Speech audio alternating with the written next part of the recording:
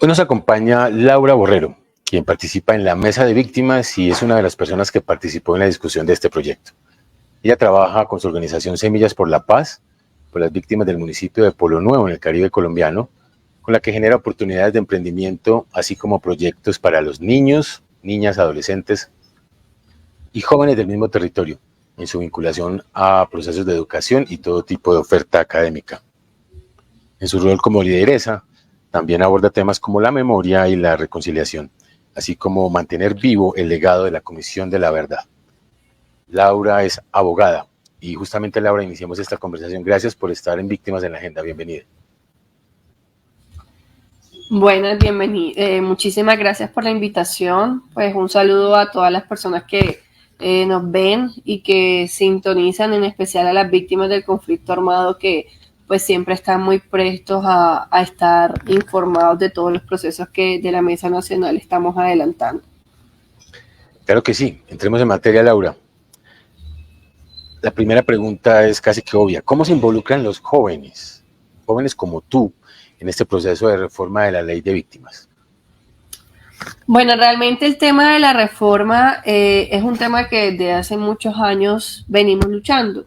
Pues, por ejemplo, desde mi parte, yo hago parte de la Mesa Nacional de Víctimas desde el año 2019 y de las mesas de víctimas desde que tengo 18 años en el año 2017. Y en todos los espacios que he estado, pues he estado como representante de la juventud.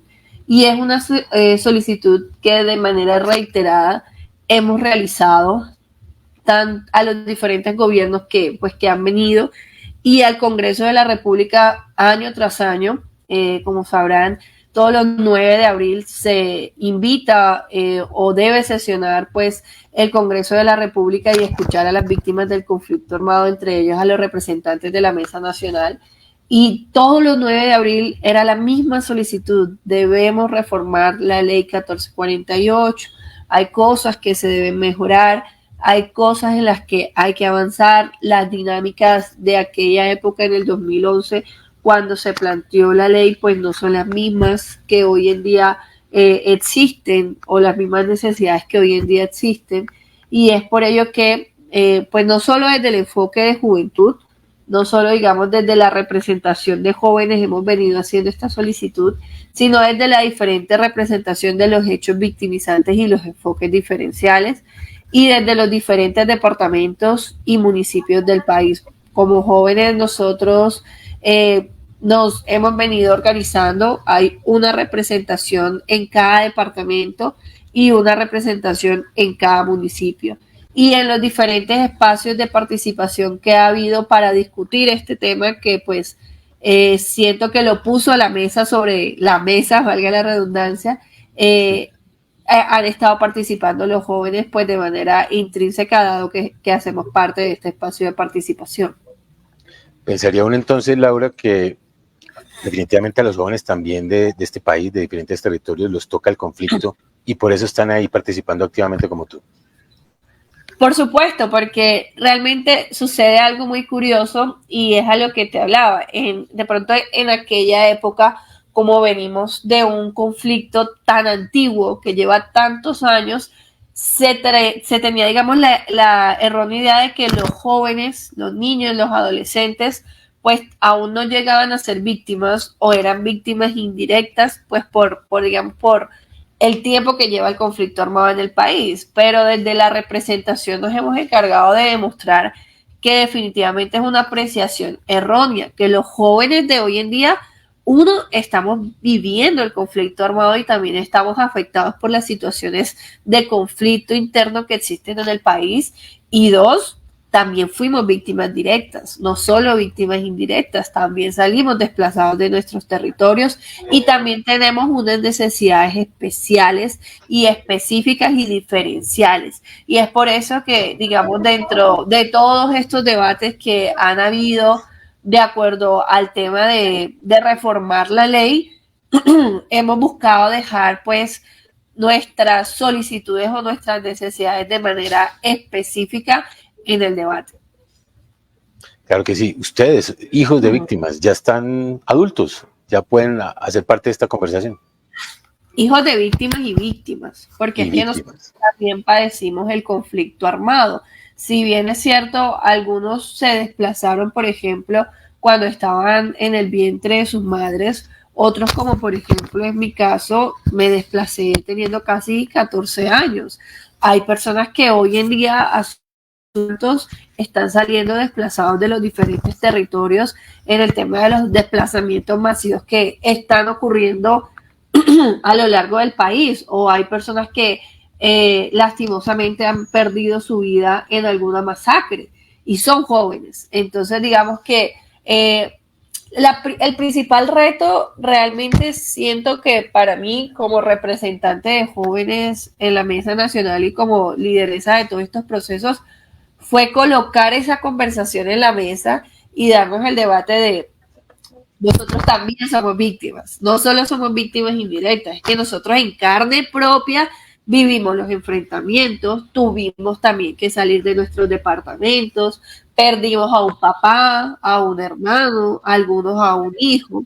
Entonces es como que el reto fue, digamos, en acabar con ese mito, por decirlo así, de que los jóvenes no eran víctimas porque ellos no sabían lo que es que su papá o su mamá vivió, cuando realmente sí, o de hecho muchos perdieron a su papá y a su mamá y se desplazaron con sus propios hijos, o sea, Claro. y eran jóvenes, y estaban en el marco de lo que en Colombia se define como joven, que es una persona de 14 a 28 años. Entonces, digamos que logramos como quitar ese paradigma o esa venda que existía y decir, no, nosotros también fuimos víctimas, también somos víctimas y estamos siendo víctimas y por lo tanto necesitamos que dentro de la reforma se incluyan unos puntos en los que se busque atender con diferencialidad a nuestra población. Laura, qué bueno que el entusiasmo, la fuerza y digamos, la energía de los jóvenes esté presentes acá. Y qué bueno que nos hayas atendido hoy y hayas tomado la vocería de ellos y de ellas. Te pregunto, Laura, ¿qué necesitan las víctimas que les reconozca el Estado, los actores, para considerarse reparadas? No solo se trata de dinero. ¿Qué más están buscando?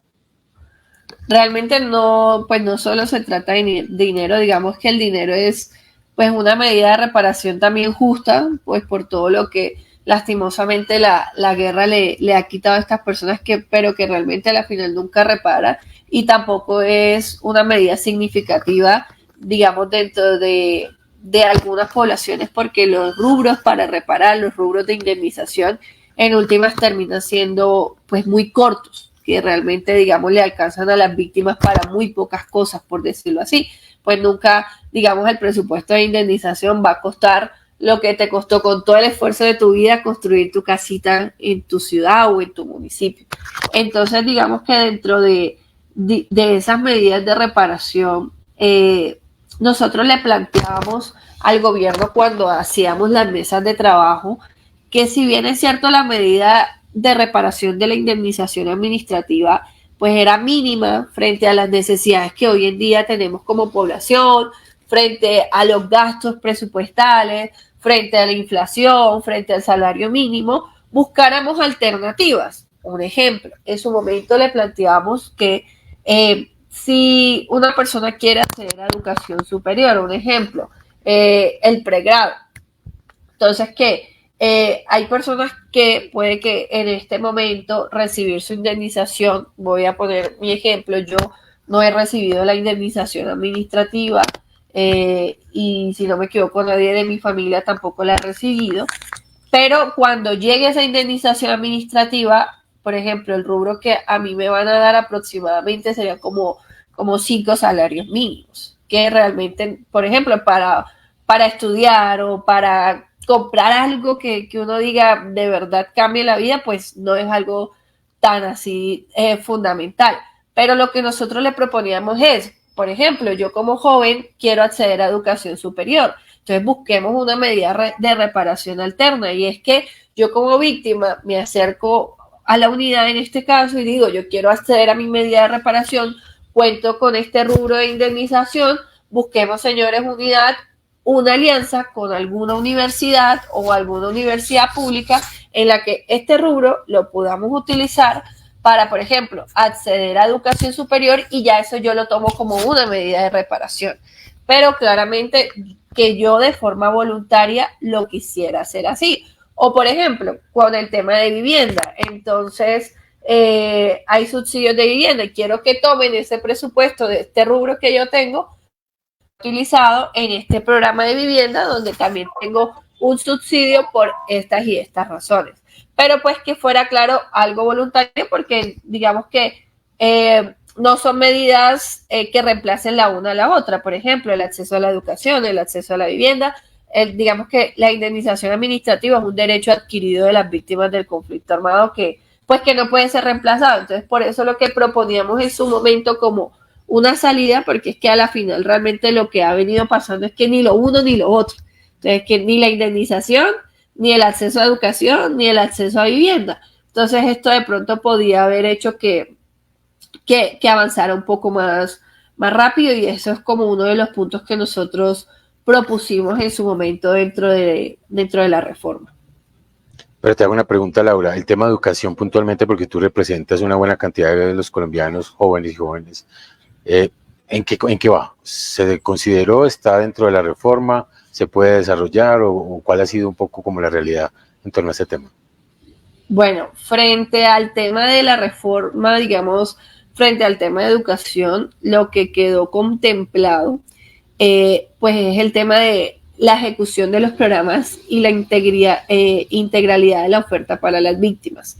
Entonces, la ley, pues digamos que la reforma plantea en los artículos 20 y 76 una serie de ajustes al SNARIF, que es el Sistema Nacional de Atención y Reparación Integral a las Víctimas, y a los mecanismos de coordinación entre pues nación, territorio. Y con esto lo que se buscó, y pues digamos que lo que vio la unidad viable tanto fiscalmente como técnicamente, era buscar mejorar ese mecanismo de coordinación nación-territorio que permitiera garantizar un mejor ajuste y una mejor implementación de la oferta institucional. Nosotros en su momento lo que planteamos también era que dentro de los programas que se lanzaran en el gobierno en general, tanto nacional, departamental como municipal, se dejara un porcentaje de priorización a víctimas del conflicto armado. Entonces, un ejemplo,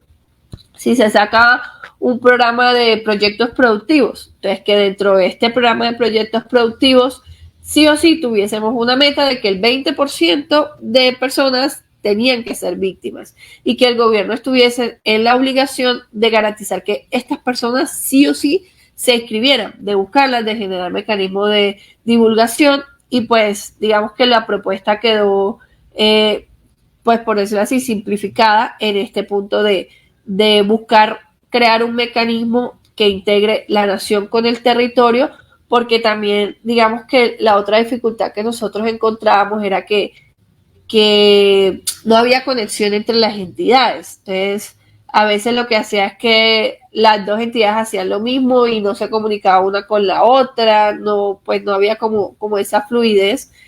Y esto pues busca de alguna u otra forma unificar las ofertas y pues de cierta forma cuando son dos rubros pues mejorarlas y que sean más accesibles pues para las víctimas.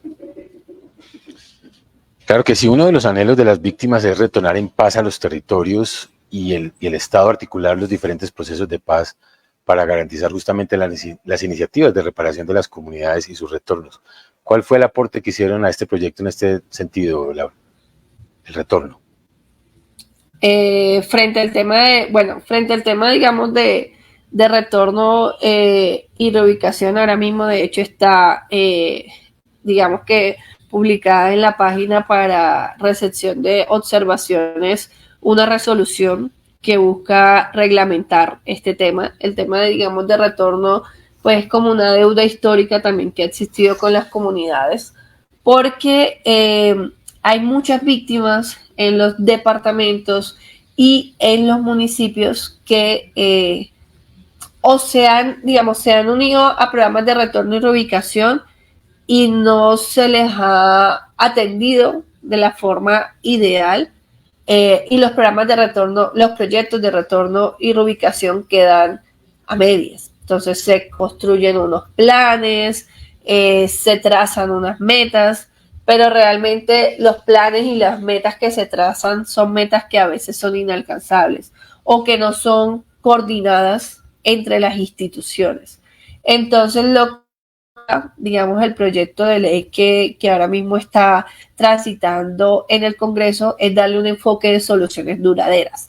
¿Qué quiere decir esto? Esto nos va a permitir también unirnos con la Agenda 2030 de los Objetivos de Desarrollo Sostenible, en donde para superar, digamos, de manera definitiva y sostenible la situación de vulnerabilidad de las víctimas, darle como ese enfoque al tema también de retorno y reubicación, un enfoque de soluciones duraderas, que no sea un tema porque realmente lo que venía pasando era como que, sí, construimos este plan, les damos 1 o 2 proyectos, pero terminan siendo 1 o 2 proyectos a corto plazo realmente, como que con esto, digamos, lo voy a decir coloquialmente, como este fin de semana, pero no tengo la producción para dentro de 15 días seguirme sosteniendo en el tiempo. Y pues, digamos, como para colocar en contexto el tema de los planes de retorno y reubicación, siempre son en comunidad. Entonces son comunidades que generalmente se retornan, se reubican, y pues digamos de la forma en la que lo maneja ahora mismo la Unidad para las Víctimas es que sea unas comunidades asentadas en unos territorios en unos territorios, pero comunidades víctimas del conflicto armado. Entonces, por eso digamos que los proyectos o la implementación de los programas siempre tienen que ser pensadas en equipo, y por eso pues dentro de la reforma se buscó dejar ese enfoque de soluciones duraderas para asegurar la estabilización socioeconómica de estas personas en el tiempo, con proyectos que de verdad sean realizables. Final, pero quiero preguntarte, si bien, digamos, lo fuerte recae en el gobierno nacional, ¿cómo articular las autoridades locales para que sean un poco más activas en este tema de víctimas, de proyectos productivos, de atención, de oferta? ¿Me puedes repetir la pregunta, por favor? Claro que sí. ¿Cómo involucrar un poco más las autoridades locales para que las víctimas tengan oferta institucional, puedan retornar, puedan tener proyectos productivos, la oferta de educación que tú hablabas ahora? ¿Cómo hacer para que las autoridades locales también estén ahí y nos den un soporte al Estado colombiano? Bueno, realmente el problema que nosotros como líderes y lideresas hemos identificado es que el problema radica en que no hay financiación. Entonces, por más que los gobiernos departamentales y municipales quieran vincularse pues con apoyo presupuestal, va a ser muy complicado si no hay fuentes de financiación reales, si ni siquiera la nación tiene tiene la suficiente capacidad económica para reparar, no solo administrativamente, porque pues podemos dejar de lado, digamos, lo económico, ¿no? El tema de la reparación económica, pero no hay los suficientes recursos para implementar todas las líneas que plantea la 1448, que pues para mí como lideresa siento que fue una ley que marcó un hito en la historia colombiana, porque más allá pues del reconocimiento a este tema de víctimas, pues plantea temas que nunca otras leyes habían planteado. Hace un reconocimiento a los enfoques diferenciales, una atención, se le da unos derechos adquiridos a las víctimas del conflicto armado, pero nos encontramos con una ley desfinanciada que no tiene, y aunque llevamos 10 años intentando buscar reparar estas víctimas, el gobierno lo aceptó, el gobierno lo acepta, es que no tengo la capacidad económica, no puedo.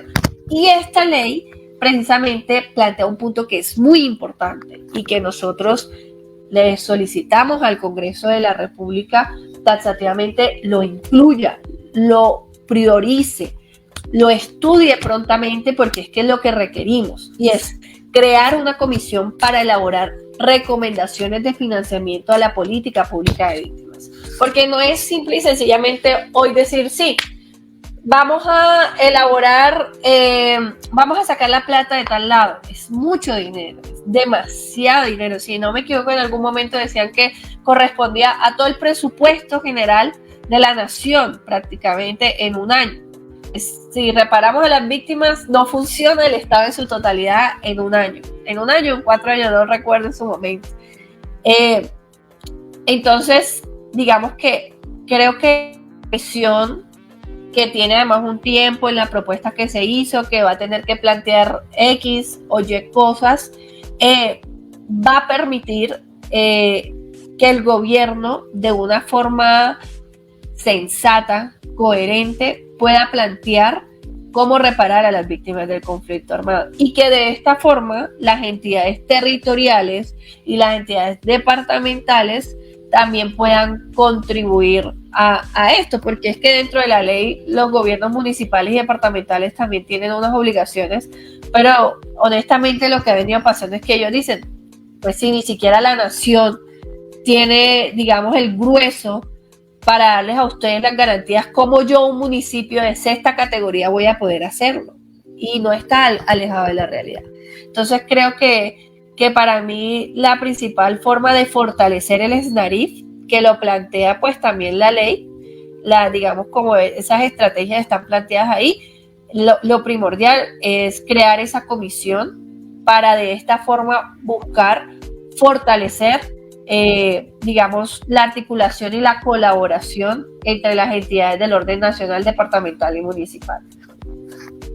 Laura, ya estamos llegando al final. Un último mensaje muy corto para las víctimas, especialmente para los jóvenes que hasta ahora te están viendo a través de las diferentes cuentas de las redes sociales de la Unidad para las Víctimas.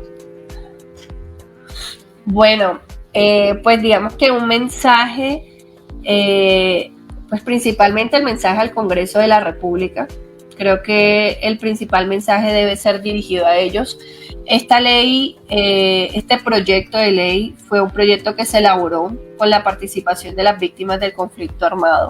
La Mesa Nacional ha tratado y ha puesto todos sus esfuerzos y los esfuerzos de su plan de trabajo en que se construyera con las víctimas del territorio y para las víctimas del territorio. Entonces, en este ejercicio nosotros pues tratamos, como lo decía el video de introducción, de recoger también todas esas voces del territorio y tratar de que quedaran incluidas dentro de este proyecto de ley. Y es por eso que nosotros requerimos ya unas soluciones inmediatas.